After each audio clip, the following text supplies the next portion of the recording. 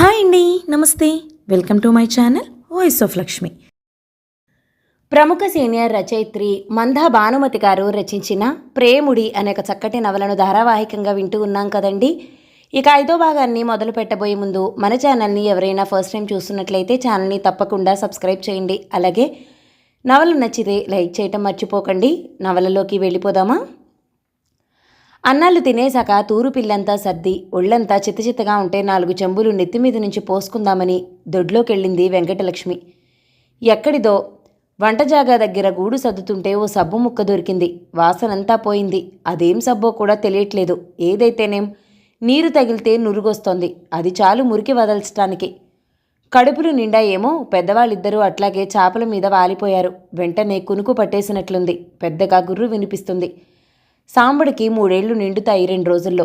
ఆలోగా అక్షరాభ్యాసం చేద్దామనుకున్నారు కానీ కుదరలేదు. డబ్బులు సర్దుబాటు అవ్వాలి. పైగా మల్లయ్య ఆరోగ్యం అంతంత మాత్రంగానే ఉంది. రాత్రంతా కళ్ళుమని దగ్గుతూనే ఉంటున్నాడు. అటు తిరిగి ఇటు తిరిగి అమ్మని ప్రశ్నలతో కాసేపు విసిగించి సాంబడు కూడా నానమ్మ పక్కన దూరి నిద్రలోకి జారుకున్నాడు. ఎప్పటి నుంచో నిద్రమోహం ఎరుగని వారిలాగా అందరూ గాఢ నిద్రలోకి వెళ్ళిపోయారు. ఆకాశమంతా దట్టంగా మబ్బులు పట్టేస్తున్నాయి. రివ్వుమని చల్లని గాలి చెవుల్లోకి కొడుతుంది.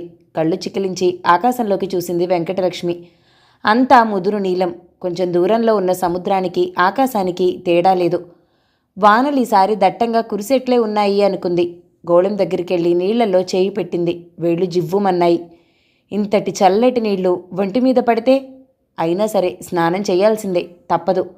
బకెట్లో నీళ్లు పడమటింటిలోకి తీసుకెళ్ళింది. ఇంట్లో అయితే కాస్త నయం, చలిగాలన్నా ఉండదు. అట్లాగే గడగడా వణుకుతూ స్నానం ముగించాలనిపించి ముదురు నీళ్ళ ముతక చీర కట్టుకుని తెల్లని జాకెట్ వేసుకుంది. తూములో నుంచి నీళ్లన్నీ నెట్టేసి పొడిబట్ట పెట్టి తుడిచింది. మధ్యవేలితో కుంకుమ తీసుకుని గోడకున్న చిన్న అద్దంలో చూసి బొట్టు దిద్దుకుంది. ఎర్రని గుండ్రని బొట్టు. నీలం కడలి మీద అప్పుడే ఉదయిస్తున్న పున్నమి చంద్రుడిలా ఉంది. నారాయుడు ఆయాసపడుతూ ఇంట్లోకొచ్చాడు. వెంకీ, కాసిని మంచినీళ్ళు ఇయ్యే. ఏందట్టున్నా పని కాలేదా? మంచినీళ్ళ గ్లాస్ అందిస్తూ అడిగింది. అయ్యిందే, అవకేం గాని షావుకారు మాత్రం మా గట్టి మనిషి అనుకో. తూకం వేసి సగం బంగారానికే ధర కట్టాడు. అందులో 1 నెల వడ్డీ తీసుకుని మిగిలింది ఇచ్చాడు. అంతా కలిపి 4,000 కూడా రాలే. 10,000 రూపాయల సరుక్కి. గటగటా నీళ్లు తాగి గట్టిగా నిట్టూర్చాడు. అంతే మరి, అవసరం మంది, వ్యాపారం ఆళ్లది. ఏం చేస్తాం, ఉన్నదే మనది. ఏదేమైనా అమ్మా నాయనల ఆరోగ్యం ముఖ్యం. రేపు మొదటి నావకే బయలుదేరండి. పచ్చడి అన్నం కట్టిస్తా ముగ్గురికి. నారాయుడు మంచం మీద వాలిపోయాడు కళ్ళు మూసుకుని. ఏదైనా ఆలోచించడానికి కూడా శక్తి లేదు. బాగా చిక్కిపోయాడు 6 నెలల్లోనే. ఏందోనే ఈ బతుకులు ఎట్టా తెల్లారుతాయో భయం వేస్తుంది. అసలు ఈ పడమటిల్లు కట్టడం తప్పయిందేమోనే ఎంకి. అంతవరకు హాయిగా ఉండేవాళ్ళం. ఊరుకున్నోడిని ఊరుకోక ఏదో పని చేశా. వెంకటలక్ష్మికి నారాయణ అట్లా చూస్తుంటే జాలి, ప్రేమ పొంగుకొచ్చాయి. మంచం మీద కూర్చుని నారాయుడి కాళ్ళు ఒళ్ళోకి తీసుకుని వత్తసాగింది. నిజమే, ఈ జీవితాలు ఇట్టా సాగవలసిందేనా? అటు చూస్తే పుట్టింట్లో పరిస్థితులు కూడా రోజురోజుకి దిగజారుతున్నాయి. అయినా ప్రస్తుతానికి తిండి గింజలకి లోటు లేకుండా సాగుతుంది. ఏదో అద్భుతం జరిగితే కానీ మార్పు ఉండదు. ఏం అద్భుతాలుంటాయి నా పిచ్చి కానీ మనసులోనే అనుకుంది. నారాయుడు కళ్ళు తెరిచి వెంకటలక్ష్మిని చూశాడు. అప్రయత్నంగా పెదవుల మీదికి నవ్వొచ్చింది. పడుతున్న వేదనంతా చేత్తో తీసినట్లు మాయమైపోయింది. ఎంత హాయిగా, తనంత అదృష్టవంతుడు ఈ భూప్రపంచంలో ఉండడేమో అనిపించింది. నిజమే, వెంకటలక్ష్మి లాంటి ఇల్లాలుంటే దేన్నైనా జయించొచ్చు. నిజమే, ఒక్క విధిని తప్ప. కళ్ళతోనే రమ్మని పిలిచాడు. ముందుకు జరిగి నారాయణ వక్షం మీద తల ఆనించింది. ఆర్తిగా 2 చేతులతో అతని నడుం పట్టుకుని బిగించింది. ఆ స్పర్శలో కోరిక లేదు, సేద తీర్చుకోవటం తప్ప. ఒకరికొకరు తోడు నీడుగా ఉన్నామన్న తృప్తి మాత్రమే ఉంది. భార్యాభర్తల ప్రతి పరిష్వంగంలోనూ శృంగార భావనలే ఉండవు. కష్టసుఖాల్లో వెలుగు నీడల్లో కలిగే ఒక ఓదార్పు, ఒక అనురాగం, ఒక స్నేహం, ఆత్మీయత అన్నీ కలగలిపిన అనుబంధమే ఈ ప్రేముడి. నారాయుడు ఒక చేత్తో వెంకటలక్ష్మి తలని మురుతూ ఇంకొక చెయ్యి వీపు మీద వేసి అలా ఉండిపోయాడు. ఒక అలౌకికమైన స్థితి అది. అట్లా ఎంతసేపు ఉండిపోయారో కాలగమనం ఆగిపోయినట్లయింది. ఆగిపోతే ఎంత బాగుంటుంది, అదే అనిపించింది ఇద్దరికి. అట్లా ఎంతసేపు ఉండిపోయేవారో కానీ తలుపు ధడేల్మని తోసిన చప్పుడు, అమ్మా అనే పిలుపు ఒకేసారి వినిపించి వెంకటలక్ష్మి చటుక్కున లేచి నిలబడి సీర సవరించుకుని చేతులు చాపింది. సాంబడు పరిగెత్తుకొచ్చి వాలిపోయాడు అమ్మ చేతుల్లో. ఏం కావాలి కన్నయ్య? ఎగరేసి ఎత్తుకుని ఉప్పొంగిపోతున్న ప్రేమతో అడిగింది. సాంబడు చేతులు అమ్మ మెడ చుట్టూ వేసి ముఖంలోకి తదేకంగా చూడసాగాడు. ఏందిరా అట్ట చూస్తున్నావు? అమ్మనెప్పుడు చూడలేదా ఏంటి? నవ్వుతూ అడిగింది వెంకటలక్ష్మి. ఇంత పెద్ద బొట్టు బాగుందమ్మా, రోజు ఇట్టాగే ఉండు, నాకు బాగుంటుంది. పకపకా నవ్వింది వెంకటలక్ష్మి. వాడి ఆశ్చర్యం, అమ్మ మీద ఉన్న ఆరాధన, ఆ కళ్ళల్లో అమాయకత్వం ముద్దొచ్చేశాడు. గట్టిగా హత్తుకుని తల మీద బొగ్గల మీద ముద్దులు కురిపించేసింది. అమ్మ ఆకలెత్తందే, ఊపిరి గట్టిగా తీసుకుని అడిగాడు సాంబడు. తల్లి కొడుకుల విన్యాసాలు చూస్తూ నారాయుడు లేచి కూర్చున్నాడు. అసంకల్పితంగా అతడి కళ్ళలో నీళ్లు తిరిగాయి. లేచి ఇద్దరినీ కలిపి తన కౌగిల్లోకి తీసుకున్నాడు. ఒక ఆవేశం, ఒక ఉద్వేగంతో నిండిపోయింది అక్కడి వాతావరణం. బయట వాతావరణంలో కూడా మార్పు జరుగుతుంది. ఎక్కడెక్కడి నుంచో మబ్బులన్నీ ఆ ప్రాంతంలో చేరుతున్నాయి. ఆకాశంలో ఒక పెద్ద మెరుపు మెరిసింది. భూమి కదిలిపోతుందేమోనన్నంతగా ఒక పెద్ద ఉరుము, చెవులు బద్దలయ్యేటట్లు. నారాయుడు బయటకొచ్చి చూశాడు. కొంచెం సేపట్లోనే ఏమీ జరగనట్లు మామూలుగా అయిపోయింది. మబ్బులు పలచబడి గాలి ఉధృతం కూడా తగ్గినట్లు అనిపించింది. ఇంకొకసారి ఆలోచించబ్బయ్యా, నిన్నటాల నుంచి రేడియోలో వార్నింగ్లు ఇస్తున్నారంట. షావుకారు కొడుకొచ్చి చెప్పాడు. మల్లయ్య 10 నిమిషాల నుంచి బతిమాలుతున్నాడు. మనవెన్ని చూడలేదయ్యా ఇట్టాంటియే, మామూలే కదా. కాసేపు ఊళ్ళన్నీ ఏకమైపోతున్నట్టు భయపెడతారు ఆ రేడియో వాళ్ళు. అన్నీ ఉత్తుత్తి మాటలే. నిన్నున్న మబ్బులు కూడా ఈవేళ కనిపించట్లేదు. అవన్నీ నమ్మి కూకుంటే మన పనులు అయినట్లే. అయినా నీకు ఆసుపత్రికి వెళ్ళడం ఇట్టం లేదు, అందుకే కదా ఇట్ట అంటున్నావు. అదేం కుదరదు, బయలుదేరు. అమ్మ అన్నాడు. ఎంకి ఎల్లొత్తాం. నారాయుడు చెప్పులేసుకుని బయటకొచ్చాడు. వెంకటలక్ష్మి అన్నంలో ఉల్లిపాయ పచ్చడి కలిపి ప్లాస్టిక్ సంచిలో పెట్టి, అది ఇంకొక గుడ్డ సంచిలో పెట్టి తీసుకొచ్చి జాలమ్మ చేతిలో పెట్టింది. నువ్వైనా చెప్పు తల్లి, మల్లయ్య జాలిగా చూశాడు. రేత్రంతా దగ్గి ఊపిరి ఆడకుండా బాధపడ్డావు. ఆసుపత్రికి వెళ్దామంటే చంటి పిల్లాళ్ళ అట్ట గోల్ చేస్తావేందయ్యా. ఏదో మందిస్తారు, జబ్బేంటో తెలుస్తుంది. ఎవరేం చెప్పినా ఈయనంతే. తప్పనిసరిగా వెనక్కి తిరిగి చూస్తూ ఇంట్లో నుంచి బయటికి నడిచారు మల్లయ్య, జాలమ్మలు. అప్పటికే నారాయుడు పెద్ద పెద్ద అంగలేసుకుంటూ నడిచేస్తున్నాడు. వెంకటలక్ష్మికి పెద్దాయన్ని చూస్తుంటే బాధ అనిపించింది. పరిగెత్తుకునెళ్ళి నారాయణ ఆపితే, తాత నేను వత్తా. సాంబడు పరుగున వెళ్ళబోయాడు. మల్లయ్య వెనక్కి తిరిగాడు. మనవణ్ణి సముదాయిద్దామనుకుంటూ. పడవ వెళ్ళిపోతుంది పదండి, మళ్ళీ ఆసుపత్రిలో క్యూ పెరిగిపోద్ది. అట్టయితే రేత్రికి రాలేం.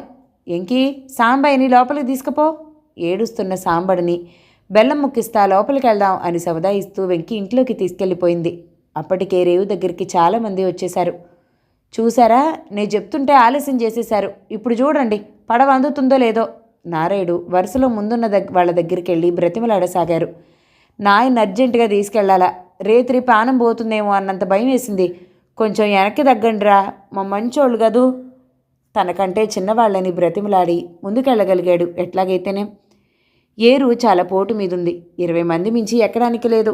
ఏమైనా సరే కుంటిసేనయ్య ఎవరెంత బతిమాలినా 20కి పైన ఎక్కనీయలేదు. అద్దరికి చేరే వరకు ఆకాశంలో అక్కడక్కడ మబ్బులు తప్ప ఏ ప్రమాదము కనిపించలేదు. ఏందోనయ్యా, ఈ రేడియో వాతావరణ ఆఫీసోళ్ళంటూ ఊదర కొట్టేస్తారు. అక్కడెక్కడో అస్సాం దగ్గర గాలులు విపరీతమైతే మధ్యలో మనకి వార్నింగులు. ఇట్టా కూర్చుంటే నెలకి 15 రోజులు ఇళ్లలోనే కూసోవాలా. మనకి బతికెట్టా ఎల్లుద్ది. మా నాయన ఆ మాటే పట్టుకుని రానంటే రానంటాడు. నారాయుడు బాధంతా సీనయ్య దగ్గర వెళ్ళబోసుకున్నాడు. లేదన్నా, ఎందుకో కిట్టమ్మ తీరులో తేడా ఉంది. పైకి బాగానే ఉంది కానీ పడవ కట్ట మీద నడుస్తూ ఉంది. ఇంకో ట్రిప్ వేయగలనేమో, ఆ తర్వాత కట్టేసి ఇంటికి వెళ్ళిపోతా. సీనయ్య కేసి వింతగా చూశాడు నారాయుడు. టౌన్లో గుంపులుగా రేడియోలో వార్తల గురించే చెప్పుకుంటున్నారు. మల్లయ్య ఇంకా మాట్లాడడం మానేశాడు. రాతెట్టుంటే అట్టాగే జరుగుద్ది. మన చేతిలో ఏముంది? నా చుట్టలే ఇంతవరకు తెచ్చాయి. దాని గురించి ఇప్పుడు అనుకునేమి లాభం? పడవెక్కగానే పెళ్ళాం దగ్గర మొత్తుకుని ఆ పైనుంచి నోరు మూసేశాడు. ఎందుకో జాలమ్మకి కూడా గుండె గుబులుగానే ఉంది. టౌన్లో పరిస్థితి చూశాక నారాయుడికి కూడా కాస్త గుబులేసింది. అయినా బింకం వదలకుండా ఆసుపత్రికి తీసుకెళ్లాడు తల్లిని తండ్రిని 2 రిక్షాల్లో. ఈసారి రేడియో వార్తలు నిజమవుతాయేమో నారాయుడికి అనుమానం వేసింది. ఆసుపత్రిలో సీరియస్ కేసులు తప్ప చూడట్లేదు. చిన్న సమస్యలున్న అవుట్ పేషెంట్లందరినీ తుఫాన్ హెచ్చరికలు చూసుకుని మళ్లీ రమ్మని పంపిస్తున్నారు. స్కూళ్ళన్నిటికీ 3 రోజులు సెలవులు ఇచ్చేశారు. మల్లయ్యని కూడా దగ్గు తగ్గడానికి ఏదో సిరప్ ఇచ్చి 4 రోజులు అయ్యాక రమ్మన్నారు. మీరు సొంతంగా రోగాలు తెచ్చుకుని ఆసుపత్రుల చుట్టూ తిరుగుతారు. ఏం వ్యసనాలయ్యా ఇవి? ఆ డాక్టరు చుట్టలు 30 ఏళ్లుగా కాల్చినందుకు చీవాట్లేశాడు. హాస్పిటల్ నుంచి బయటికి రాగానే మొత్తం అంతా చీకటైపోయింది. అప్పుడే రాత్రి అయిపోయిందా? టైం ఎంత అయిందిరా నారాయుడు? జాలం అడుగుతుంటే పక్కనున్న వాళ్ళెవరో అన్నారు. అంతా కారు మబ్బులు కమ్మేశాయమ్మా, పగలు 12 అయింది, తొందరగా ఇంటికి వెళ్ళిపోండి. అంతలో విపరీతమైన వేగంతో గాలులు వీయటం మొదలెట్టాయి. మబ్బులన్నీ సముద్రం కేసి దూసుకుని వెళ్ళిపోతుంటే ఎక్కడి నుంచో కొత్త మబ్బులు చేరిపోతున్నాయి. ఏ క్షణాన్నైనా వర్షం మొదలవచ్చు. అది కుంభవృష్టే. ఏం చేస్తాం? మా అత్తారింటికి వెళ్దాం. ఇవాళ ఇంటికి వెళ్ళట్లేదు. పడవలు వెళ్తాయని నాకు అనిపించటంలా. నేను ఇంకా హుస్సేన్ చెప్పిన రెడీమేడ్ షాప్కి వెళ్దాం అనుకున్నా. అది కూడా చూసుకుని రేపు వెళ్దాం. మా అత్తారేమనుకోర్లే, నారాయణ అంటుంటే మల్లయ్య మొహం పక్కకి తిప్పేశాడు. అవును నాయనా, నువ్వు చెప్తానే ఉండవు, నేనే వినిపించుకోలే. అట్టని సాధిస్తావా ఏంది? ఇట్లాంటివి మనకి ప్రతి ఏడు మామూలే కదా అనుకున్నా. ఇప్పటికైతే ఏదోటి చెయ్యాలి కదా, పదండి. బాబయ్య వీధిలోనే ఎదురయ్యాడు. వచ్చారా? ఇప్పుడే అనుకుంటాన్నాం. ఈ తుఫాను బీభత్సంగా వస్తుందంట. అన్ని పక్కల నీళ్లే కదా, మీ లంకలో ఏమవుద్దా అని భయపడతా ఉన్నావు. మంచి పని చేశారు. అమ్మాయి ఏది? సాంబా వీధి వాకిట్లోకి చూస్తూ అరిచారు. నాలిక కరుచుకున్నాడు నారాయుడు. ఈ సంగతి ఊహించలేదతను.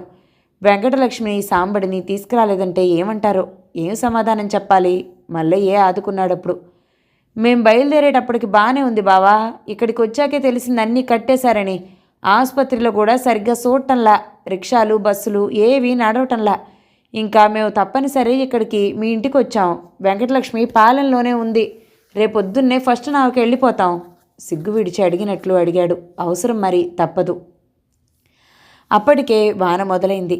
పెంకుటిల్లేమో చూర్ల మీద నుంచి ధారలు పడుతూ పంచెలన్నీ తడిసిపోతున్నాయి. అందరూ నడిమింటిలోకి చేరారు. పర్లేదు బావా, కాకపోతే అందరం ఓ చోటుంటే బాగుండేదేమోనని. అంతేగాని మిమ్మల్ని రావద్దని ఉండొద్దని కాదు. కాళ్ళు కడుక్కోవడానికి నీళ్లు పట్టరండిరా. అరవగానే తనకే నవ్వొచ్చింది. వాన ఉధృతం పెరిగి ఊరువాడ ఏకమయ్యేట్లు పడుతుంది. వరండా చివరికెళ్తే చాలు, కాళ్ళేం కర్మ, ఒళ్ళంతా కడిగేసుకోవచ్చు. మాటామంతి లేకుండా కూర్చున్నారు అందరూ. హాల్లో ఉన్న రేడియో బరబరమంటుంది. అందరూ దాని చుట్టూ చేరారు. పెద్దయ్య భార్య పెసరపప్పేసి పప్పులుసు అన్నం వండుతుంది. ఆ వాసనలకి మల్లయ్యకి డొక్కలో నుంచి ఆకలి నొప్పులు మొదలయ్యాయి. అడగడానికి మొహమాటం. వెంకటలక్ష్మి కట్టించిన అన్నం తినటానికి టైమూ లేదు, మనసు లేదు. ఆసుపత్రి దగ్గరే అడుక్కునే పిల్లలకిచ్చేసింది జాలమ్మ.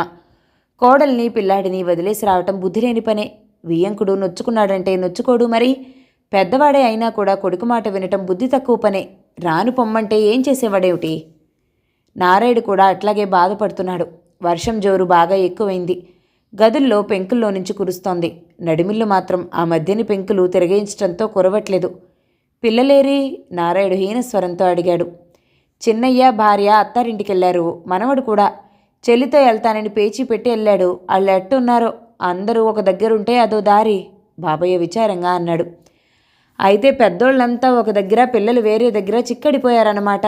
ఈ వాన ఎప్పటికి తగ్గుతుందో, తగ్గాక కూడా రాదారి ఎట్టుంటుందో, మల్లయ్య స్వగతంగా అన్నాడు గట్టిగానే. మామ అన్నాలు పెట్టేస్తారండి. పెద్దయ్య భార్య అందరికీ వరుసగా అరిటాకులేసి వడ్డించింది. కంచాలు అవి అంటే మళ్ళీ కడగాలి, బయటికెళ్ళాలి. ఆకలి ఇంకేమీ ఆలోచించడానికి తావీయలేదు. అప్పటికే సాయంత్రం 4 దాటింది. కానీ అర్ధరాత్రిలా ఉంది చీకటి. కరెంట్ ఎప్పుడో పోయింది. కొవ్వొత్తులైపోయి చాలాసేపయింది. దేవుడి గూడిలో వెలిగించిన ఒత్తుల దీపాల వెలితిరే దిక్కయింది. అందుకే నేను హరికేన్ లాంతర్ పెట్టుకుందామంట. ఈ కరెంటు దీపాలను ఎవడు నమ్మగలడు? అమ్మాయి, నువ్వు నన్నా ఉందా ఇంట్లో? లేదంటే చీకట్లో రాంభజనే. బాబయ్య ఆందోళన కప్పిపుచ్చుకోవటానికి ఏదో మాట్లాడుతూనే ఉన్నాడు. అందరూ తిన్నాక పెద్దయ్య పెళ్ళాం పిల్లాన్ని తలుచుకుంటూ తిన్నాననిపించింది. అన్నీ సర్దేసి చూరు నీళ్లతోనే గిన్నెలు తొలిచేసి మునగ తీసుకుని కూర్చున్నారందరూ. ఎవరైనా ఒంటేలకు కానీ బైర్భూమికి కానీ వెళ్ళాలంటే ఆ మూల గదిలోకి వెళ్ళిపోవడమే. అక్కడ తూముంది. ఇల్లు కడిగినప్పుడు అన్ని నీళ్లు పోవడానికని పెట్టించాం. ఆలోచించకండి, నేనైతే కునుకు తీస్తున్నా. బాబయ్య చాపపరుచుకుని బొంతొకటి కప్పేసుకున్నాడు. మిగిలిన అందరూ మాటా పలుకు లేకుండా క్షణక్షణానికి పెరిగిపోతున్న వాన చూస్తూ ఉండిపోయారు. పాలెంలో ఇంకా బీభత్సంగా ఉంది. అక్కడ కూడా మధ్యాహ్నం నుంచి చీకటి పడిపోయింది. సాంబడికి అన్నం పెట్టి తను కూడా తిని పడమటింట్లోకి వెళ్ళింది వెంకటలక్ష్మి. తూర్పింటికి తాళం పెట్టి. విపరీతమైన గాలులు, భీకర వర్షం, దానికి సాయం రేకులు, వాటి మీద దడదడ ఉన్నదానికన్నా 10 రెట్లు ఎక్కువ శబ్దం. గుండెల్లో కొడుతున్నట్లే ఉంది. ఎక్కడో పిడుగు పడ్డట్టుంది. బ్రహ్మాండం బద్దలయ్యే చప్పుడు. గట్టిగా అరుస్తూ సాంబడు తల్లిని కరుచుకుపోయాడు. వెంకటలక్ష్మికి కూడా చాలా భయం వేసింది. నువ్వన్నా చెప్పమ్మా ఈవేళ వద్దని, ఇంకో రోజు వెళ్ళొచ్చు ఆసుపత్రికి. మల్లయ్య మాటలు చెవుల్లో వినిపిస్తున్నట్లే ఉన్నాయి. ఇదేనా ప్రళయం అంటే? ప్రపంచం మునిగిపోతుందా? అంతమైపోతుందా? వెంకటలక్ష్మికి కళ్ళలో నీళ్లు ధారల్లా కారుతున్నాయి. తలెత్తి చూసింది. రేకులు కదులుతున్నట్లు అనిపించాయి. వెంటనే తలుపు తీసుకుని తాళం కూడా పెట్టకుండా దగ్గరగా వేసి విసురుగా వచ్చే జల్లులో నుంచి తూర్పింటికి వెళ్ళింది. తలుపు తీసుకుని లోపలికెళ్లేసరికి ఏముంది? గుండె ఆగినట్లయింది. మధ్యవేలంతా లావు వానధారలు 4-5 చోట్ల కురుస్తున్నాయి. ఇంట్లో కూడా గబగబా బకెట్లు గిన్నెలు పెట్టింది. వానపడని చోట ఓ మూల నేల మీద ఉన్న బొంతల్లో సగం పరిచి సగం కప్పుకుని కూర్చున్నారు తల్లి కొడుకు. అయినా కూడా వణికిపోతూ, సగం భయంతో సగం చలికి అట్లా కళ్ళు తెరిచి కూర్చుంది వెంకటలక్ష్మి. సాంబడు మాత్రం అమ్మ రక్షణలో ఉన్నానని ధైర్యమో ఏమో నెమ్మదిగా నిద్రలోకి జారుకున్నాడు. ఎంత టైం అయిందో, ఊర్లో అంతా ఎట్లా ఉన్నారో, కనీసం పక్కింటికి వెళ్ళడానికి కూడా లేదు. అసలు కదలడానికే లేనట్లుంది. కనీసం నారాయుడు అత్త మామ బాగుండుంటారు. వాళ్ళు వెళ్ళడం మంచిదే అయిందేమో. ఉంటే అందరూ సమాధైపోయిండేవారేమో. తలచుకుంటూ గడగడా వణుకుతూ కొంచెం సేపటికి తుఫాను బీభత్సం పెరిగింది. ఆకాశం బద్దలైపోతుందేమో. ప్రాణాలు అరచేతుల్లో పెట్టి కూర్చుంది వెంకటలక్ష్మి. ఎక్కడో మంటలు రేగుతున్నట్లు, పిడుగులు పడుతున్నట్లు. అదంతా తన ఊహ నిజమా? వాన మంటలు ఒకేసారి ఎట్లా వస్తాయి? మనసు మొద్దుమారిపోయింది. గాలి వృక్షాలను వేళ్లతో సహా లేపుతానంటూ వీస్తోంది భయంకరంగా. సరిగ్గా అప్పుడే పడమటింటి మీది రేకులు 2 లేచి శరవేగంతో తూరుపింటి మీద పడి ముందు కొరిగిపోయాయి. ఢామ్ ఢామ్ అంటూ పళపళమంటూ భరించలేనంత చప్పుడు అయిపోయింది. తను సాంబడు భూస్థాపితమైపోతున్నారు. కనీసం తమ వాళ్ళు వచ్చినప్పుడు శవాలన్నా దొరుకుతాయా? స్పృహ తప్పి పడిపోయింది వెంకటలక్ష్మి. కొంచెం సేపటికి గాలి వాలు మారింది. దానితో పాటు వాన కూడా. విచిత్రంగా పాలెంలో 2 గంటల్లో తుఫాను దాడి తగ్గిపోయి చిరుజల్లులు మాత్రం కురవసాగాయి. అమ్మా అమ్మా సాంబడు తట్టి లేపుతుంటే మెలకు వచ్చింది వెంకటలక్ష్మికి. ఏమైంది? తను సాంబడు బానే ఉన్నారా? బతికే ఉన్నారా? ఇదంతా నిజమా? ఆ కాళరాత్రి గడిచిపోయిందా? వెంకటలక్ష్మి నెమ్మదిగా లేచింది. పాలెం ఎట్టా ఉందో. వాకిలి తలుపు తీయబోయింది. తలుపులు బిగుసుకుపోయాయి. అంతేకాదు, ఏదో తలుపుకి అడ్డంగా పడి అడ్డుకుపోయినట్లు తెలుస్తుంది. అమ్మ ఆకలైతందే. నాన్న తాతయ్య నానమ్మ రాలేదా? వాన్ తగ్గిందా? సాంబడు ప్రశ్నలు సంధిస్తూనే ఉన్నాడు. ముందుగా నిన్నటి అన్నం కొంచెం ఉంటే వాడికి పెట్టింది. తనకి ఆకలేస్తుంది. ఏదో ఒకటి తినాలి. అసలు టైం ఎంత అయిందో. దొడ్డివాకిలి తలుపు తీసింది. అది వెంటనే తెరుచుకుంది. దొడ్లో ఉన్న చెట్లన్నీ నేలమట్టం అయిపోయాయి. గోళెం మాత్రమే కాదు, అక్కడున్న బకెట్లు ముంతలు అన్నీ నీళ్లతో నిండిపోయాయి. అంతేనా? అసలు పెరడు మొత్తం మోకాల్లోతు నీళ్లలో ఉంది. కళ్ళలో నీళ్లు రాగిపోయి ఆగిపోయాయి వెంకటలక్ష్మికి. ముందు ముందు వాటి అవసరం చాలా ఉంటుందనేమో. ఇంటి చుట్టూ జాగ్రత్తగా గోడలు పట్టుకుని తిరిగి వాకిట్లోకి వెళ్ళింది. పడమటింటి రేకులు తూరుపింటి ముందు పాతుకుపోయి ఉన్నాయి. అవే వీధి వాకిలి తీయకుండా అడ్డుకున్నాయి. పడమటింటి గోడలు కూడా సగం నాని ముట్టుకుంటే కూలిపోయేట్లున్నాయి. తను నారాయుడు ఎంత కష్టపడి ఆ ఇల్లు కట్టారో ఒక క్షణం కళ్ళ ముందు మెదిలింది. నారాయుడు చెప్పింది నిజమేనేమో. అసలు ఆ ఇల్లు కట్టకుండా ఉంటే ఎట్లా ఉండేదో. వెన్నులో నుంచి వెనుకొచ్చింది వెంకటలక్ష్మికి. ఇంతే నా జీవితం అంటే? 3 సంవత్సరాలు కూడా అవ్వలేదు. ఎంత ప్రేమతో కట్టుకున్నారా ఇల్లు? అంతలో ఆశలన్నీ ఎట్లా తల్లకిందలైపోయాయి. ఇంట్లో ఉన్న తిండి గింజలు కూడా తడిసిపోయాయి. నారాయుడు వాళ్ళొచ్చాక కానీ ఏం చెయ్యాలో తెలీదు. వాళ్ళొచ్చేసరికి ఎంతకాలం పడుతుందో. పడిపోయిన తడికెల గేటు మీద నుంచి దాటుకుంటూ ఊర్లోకి బయలుదేరింది. సాంబడు ఎంత భయపడ్డాడో కానీ నోరు విప్పకుండా చూస్తున్నాడు కళ్ళు పెద్దవి చేసి. పాలెంలో మరీ ఎక్కువ విధ్వంసం జరగకుండా తుఫాను దారి మార్చుకుంది. భయపడుతూ ఏం చూడాల్సి వస్తుందోనని బెదురుతూ ఒక్కొక్కళ్ళే ఇళ్లల్లో నుంచి బయటకు వస్తున్నారు. పూరి గుడిసెలు అడ్రస్ లేకుండా మాయమైపోయాయి. అందులో ఉన్న వాళ్లంతా వాన పెరగకముందే స్కూలు బిల్డింగ్లోకి మారిపోయారు. కరెంటు స్తంభాలు, ట్రాన్స్ఫార్మర్లు ఎప్పుడో కూలిపోయాయి. నడుస్తున్న వెంకటలక్ష్మి కాళ్ళకి ఏదో తట్టుకుని ముందుకు పడబోయి ఆపుకుంది. ఏంటా అని చూస్తే పక్కింటి వాళ్ల బర్రె అంతెత్తు స్తంభం మీద పడి చచ్చిపడింది. చూడగానే భళ్ళున వాంతి చేసుకుంది. అమ్మా ఇంటికెళ్ళిపోదామమ్మా, సాంబడు ఏడుస్తూ అడిగాడు. అట్టాగే పోదాం. రేవు దగ్గరికి వెళ్ళి చూద్దామా? నాన్న వాళ్ళు వస్తున్నారేమో. ఇంటికెళ్ళిపోదామా? అభంశుభం తెలియని పిల్లవాడికి ఆ బీభత్సం చూపించడం ఇష్టం లేకపోయినా తప్పదు. ఎక్కడొదిలిపెడుతుంది? నారాయుడు అత్తమామల మాట ఎలా ఉన్నా ఒంటరిగా ఇంట్లో ఉంటే పిచ్చెక్కిపోయేట్లుంది. అప్పుడు కాకపోయినా కొన్ని గంటలయ్యాకైనా ఏదో తినాలి ప్రాణం నిలుపుకోవడానికి. ఎక్కడి నుంచి వస్తుంది? తన మాట ఎట్లా ఉన్నా పిల్లాడి మాట? అన్నీ ప్రశ్నలే, జవాబు లేని ప్రశ్నలు. వెంకటలక్ష్మి వెంకటలక్ష్మి ఎవరిదో కంఠం నూతిలోంచి వస్తున్నట్టుగా. అటూ ఇటూ తిరిగి చూసింది. నుయ్యి కాదు కానీ నూతి లాంటి గొయ్యి. షావుకారు తన పెరట్లో ఎత్తి చేసుకోవడానికి రోడ్డు పక్కన మట్టి తవ్వేసి తీసుకుపోయాడు. అడిగేవారెవరున్నారని? ఊళ్ళో 190 మందికి అతను అప్పులిచ్చాడు. ఎవరేం చేసినా అడగరనే ధీమా. సరిగ్గా అదే గోతులో భుజార వరకు నీళ్లలో దిగి ఉన్నాడు, బయటికి రాలేక. మరి అతని కుటుంబం ఏమైందా అని చూసింది. ఎక్కడా ఎవరూ కనిపించలేదు. అందరూ కట్టగట్టుకుని ఎక్కడికి వెళ్ళిపోయారు. నన్ను పైకి లాగవా వెంకటలక్ష్మి? చలికి చచ్చిపోతున్నాను. వణుకుతున్న గొంతు, మాట స్పష్టంగా లేదు. వెంకటలక్ష్మి చుట్టూ చూసింది. రోడ్డు మీదనే అడ్డంగా పడుంది ఒక చెట్టు కొమ్మ, వేరే కొమ్మల్లో చిక్కుకుని. కష్టపడి దాన్ని తీసి ఒక చివర షావుకారికిచ్చి ఇంకొక చివర తను పట్టుకుని పడిపోకుండా నిలిచి ఉన్న చెట్టున అనుకుని నిల్చుంది. షావుకారు కొమ్మని పట్టుకుని పైకి రావడానికి ప్రయత్నిస్తున్నాడు. అడుగు ముందుకేస్తే అరడుగు కిందికెళ్ళిపోతున్నాడు. వెంకటలక్ష్మికి తను కూడా ఆ గోతులో పడిపోతానేమోనని భయం వేసింది. ఎట్లాగైతేనేం షావుకారు బయటకొచ్చాడు ఆయాసపడుతూ. వెంకటలక్ష్మికి ఊపిరి ఆగిపోతుందేమోనని భయం వేసింది. చేతులు నడుం లాగేస్తున్నాయి. ఆ క్షణంలో తన నగకి సగం డబ్బే ఇచ్చాడన్న సంగతి గుర్తు రాలేదు. ఆపదలో ఉన్నాడు తోటి మానవుడు. తనకి వీలైనంత వరకు సాయం చెయ్యాలి, అదొక్కటే మనసులో ఉంది. తోటి జీవరాశి మీద మనిషికున్న ప్రేమే ఎన్ని రకాల దుర్మార్గాలు చేసినా మానవాళి మనగలుగుతోంది. వెంకటలక్ష్మి, నారాయుడు వాళ్ళు రాలేదా ఇంకా?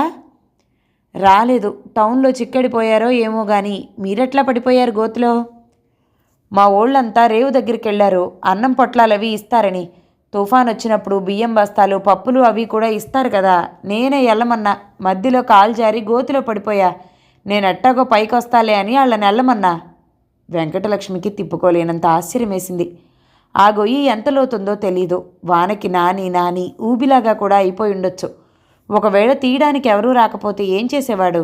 బియ్యం పప్పులు అవి అంత ముఖ్యమా?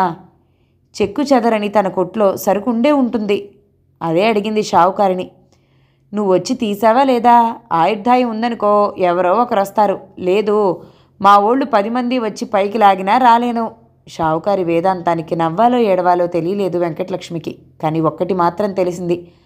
ఆయుర్దాయం ఉంటే ఎటువంటి పరిస్థితుల్లోనైనా నిలదొక్కుకోవచ్చు. లేకపోతే రాజభవనాలు, హంసతూలికా తల్పాలు, వంది మాగాదుల సేవలు ఏవీ కాపాడలేవు, బ్రతికించలేవు. ఈ షావుకారికి ఇంకా ప్రజల్ని మోసం చేసి కింద మీద పెట్టి దోచుకునే గీతుంది. అందుకే అంత భయంకరమైన తుఫానులో గోతిలో నీళ్లలో కలువ పువ్వులా నిఠారుగా నిల్చున్నాడు. ఇటువంటి మనుషులు ఆలోచిస్తుంటే వెంకటలక్ష్మికి మనసంతా కలిచివేసినట్లయింది. పద వెంకటలక్ష్మి, రేవు దగ్గరికి వెళ్దాం. అక్కడేమవుతుందో, ఎవరైనా మినిస్టరో ఎమ్మెల్యేనో వస్తున్నారో లేదో అన్నీ కనుక్కుందాం. షావుకారుతో రేవు దగ్గరికి వెళ్లారు వెంకటలక్ష్మి, సాంబడు. రేవెక్కడా కనిపించదే. 1 కిలోమీటర్ ముందుగానే ఉధృతంగా పారుతున్న కిట్టమ్మ.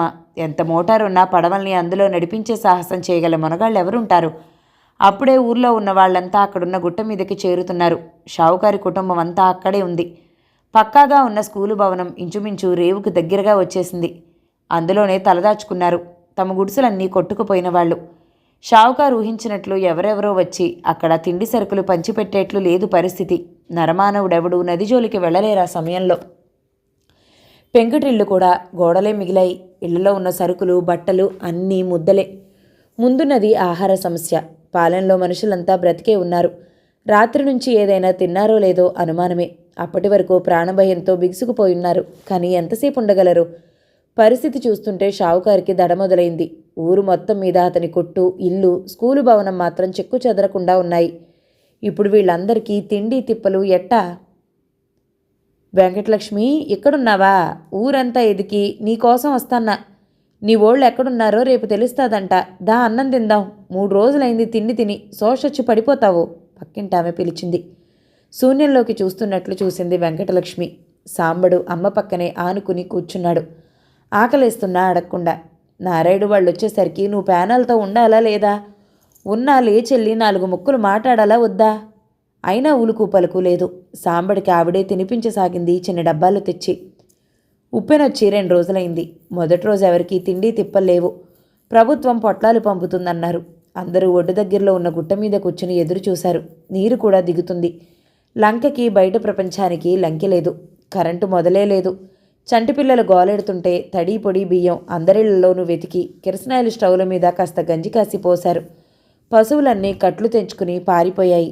ఆ రోజు చాలామంది గుట్ట మీదే కూర్చుని కళ్ళు కాయలు కాచేలా రేవుకేసి ఆకాశం కేసి చూస్తున్నారు. కడుపులు డొక్కలంటుకుపోయాయి. కొంతమంది ఓపికన్నవాళ్లు ఊళ్ళో దారికి అడ్డంగా పడున్న చెట్లు అవి పక్కకి తీసి నడవడానికి తోవ చేస్తున్నారు. మరికొందరు ఎవరింట్లోనైనా ఏవైనా సరుకులు తడవకుండా ఉన్నాయేమో చూడ్డానికెళ్లారు. అంతలో కమ్మటి అన్నం ఉడుకుతున్న వాసన, పప్పులు సువాసన ఊరంతా వ్యాపించింది.